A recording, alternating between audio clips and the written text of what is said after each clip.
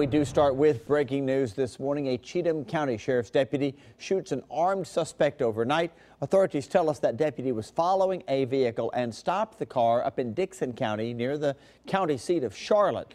Around 1 o'clock in the morning is when this went down. The suspect got out of the car and pointed a gun at that deputy. Deputy fired twice, hitting the suspect in the hand. The suspect went to Vanderbilt and should be all right. The TBI is investigating, and they'll have more information on this shooting a little later this morning. Right now, a massive manhunt's underway for the man accused of killing a Memphis police officer. Take a look at your screen. This is Tremaine Wilburn. He's considered armed and dangerous. Officers say he killed Officer Sean Bolton during a traffic stop Saturday. We're told that Officer Bolton was investigating a car parked illegally when Wilburn got out and shot him. Detectives think that Wilburn was in the middle of a drug deal at the time.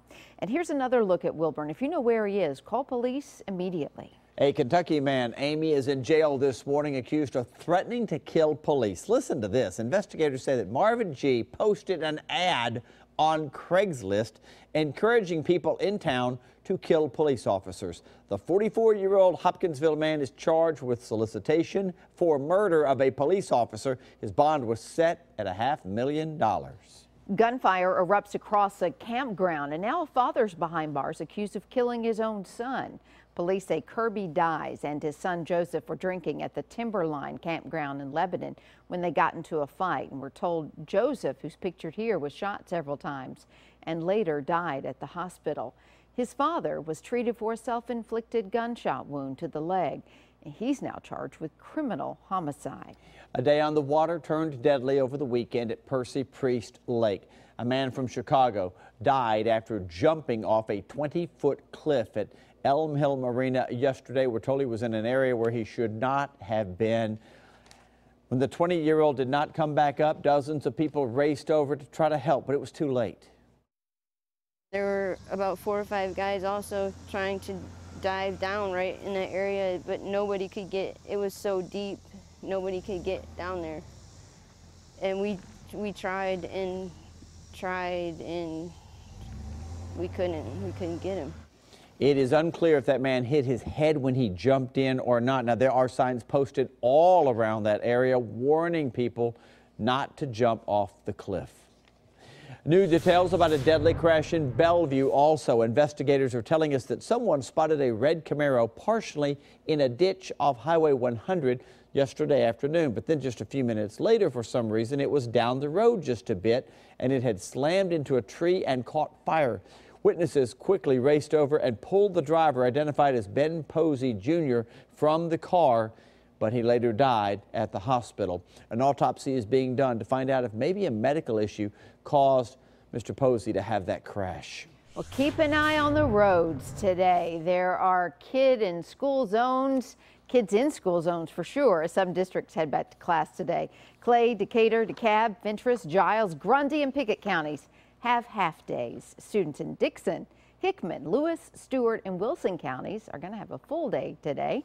And many students in Wilson County are going to kick off the new year with a brand new schedule. And Cuthbert Langley at Mount Juliet Middle School this morning with the details. And Cuthbert, we're about an hour and 15 before the bell rings.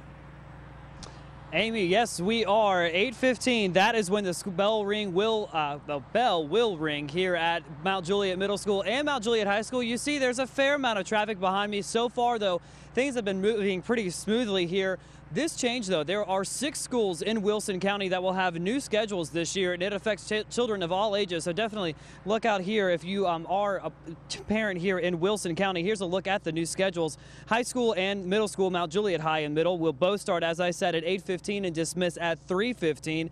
West Central High School and West Wilson Middle School will start at 8:30, and students will be released at 3:30. And then Carroll, Oakland, and Tucker's Crossroads K through 8 schools will both start at 7:15, and the final bell will ring at 2:15. Now, these changes have raised some concerns about traffic and scheduling issues, especially where I am right now in front of Mount Juliet Middle School, because Mount Juliet High School is about a mile away. Some are saying that could create lots of traffic headaches, but officials with Wilson County say they had to make these changes because buses were working in overtime last year, causing some of them to be late. Those changes, they say, could work to solve that problem.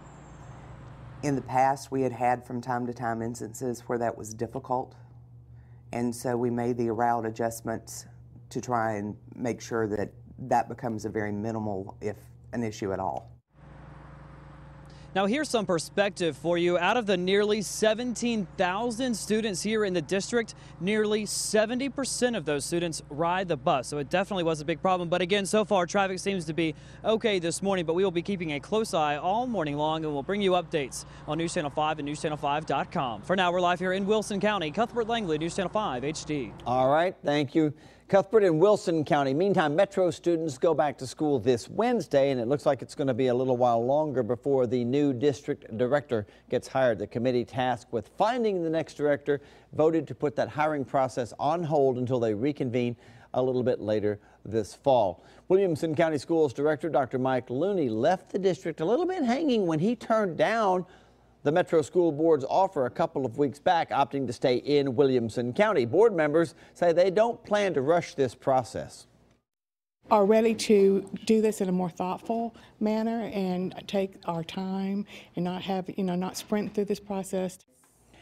The school board's next meeting is going to be August the 11th. The interim district director will be Chris Henson, of course, and he's done that job in the past. Of course, when Dr. Jesse Register took over for Pedro Garcia, Chris Henson was kind of the interim at that point as well.